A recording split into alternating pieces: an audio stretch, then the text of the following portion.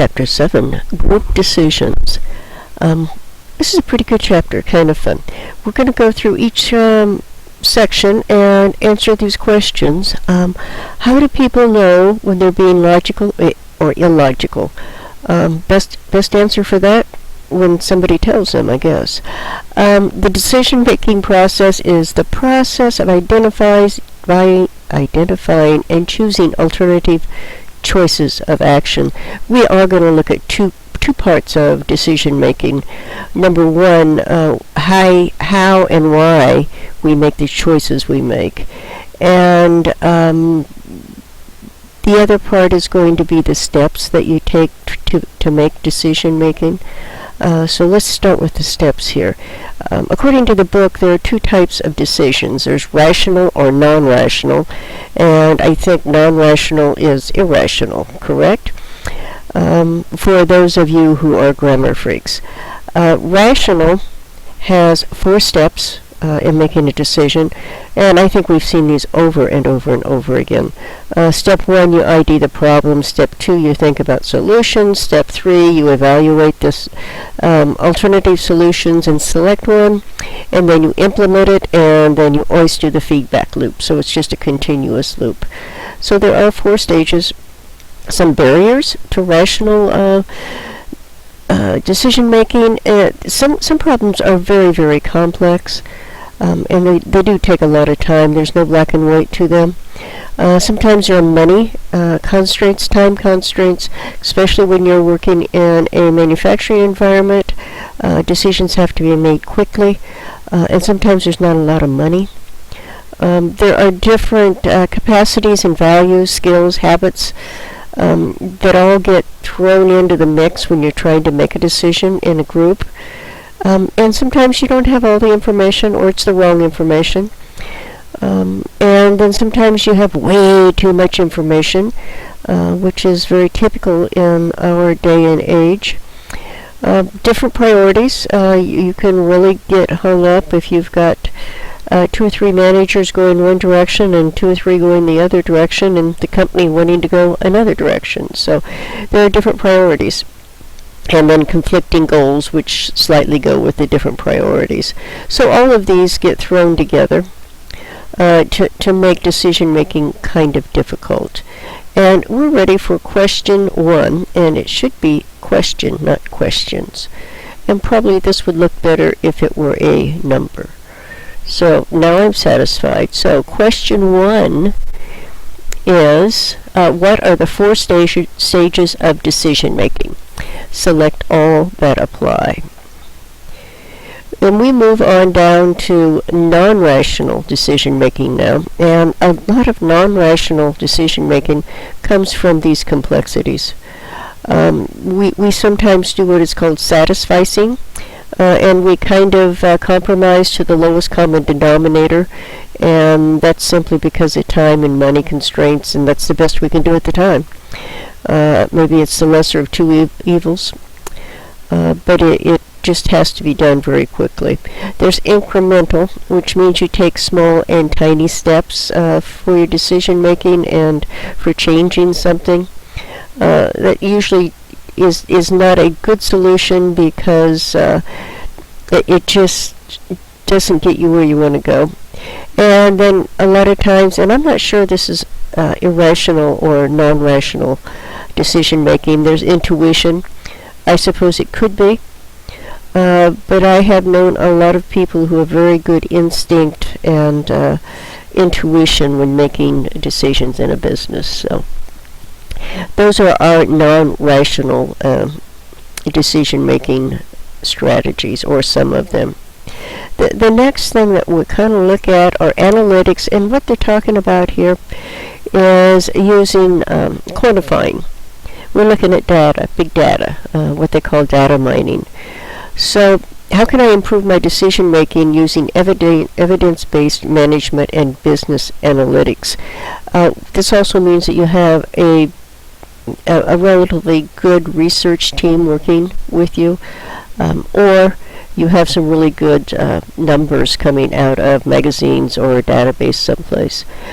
Seven principles for evidence-based management, and this comes from Jeffrey Pfeiffer and Robert Sutton.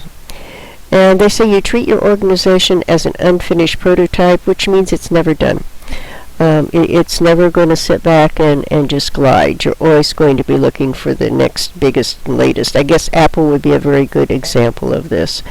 You're not going to be puffing it up any. You're just going to be looking at the facts when you look at use evidence-based management. You try to see yourself and the organization as outsiders do. Let's compare. I'm quite sure how Walmart managers consider their business as compared to people from the outside.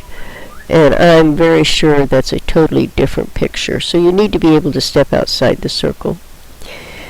You need to be guided by responsibility to gather and act on good data. You may need to use vivid stories to sell an exciting evidence to others. I'm never sure that you should have to sell evidence to anybody, so I kind of disagree with that. You should slow the spread of bad practices. You should stop the spread of bad practices, period, not slow. And you should learn from failure and use the facts that to make things better. Those are their 7 principles. And what makes it hard to be evidence-based, well, and I think I mentioned it earlier, way too much evidence. How do you wade through that all? Sometimes there's not enough good evidence. There's evidence, but we don't know if it's good or bad. Sometimes some of the evidence doesn't apply, so you've got to know when to pull it out and not use it. Many people try to mislead you. They have their own agenda. And you sometimes try to mislead you. You want the evidence to say what you want it to say, and you make it say that. There are side effects, that sometimes we don't think about. The consequences of some of the decisions we make. And stories can be too persuasive, and maybe we get carried away with the story and not look at the reality of it. 3 attributes to make evidence-based management work is you have to go beyond those statistics, and you've got to use data mining, and you have to have a really good predictive model. Let's look at the weather. That's all statistically based and quantitatively based, and it's only good for 2 weeks out. You have to be realistic with this. You need to gain an advantage from more than just one application. You need a broad base to support many parts of your business if you're going to use quantitative data. And you have to have everybody embracing using the analytics. If the top brass doesn't, it's just going to be a waste of time. So there has to be total buy-in to do this, because it is very rigid and sometimes counterintuitive to many people. So what can you use big data for, or data mining? You can use it to predict sales. You can predict trends, predict online behavior. And you can predict market fluctuations. So it has a lot of good uses, but you have to really be careful with the data that you use or that you get, and to make sure it is good. So after looking at quantitative data, we're going to look at decision-making styles. We're actually going to do an assessment on this to decide how you decide. And we have 4. You have the analytical, the conceptual, you have the directive, and you have the behavioral. And these are just some of the tendencies, and we're going to look into this as we take this test and dig into it more.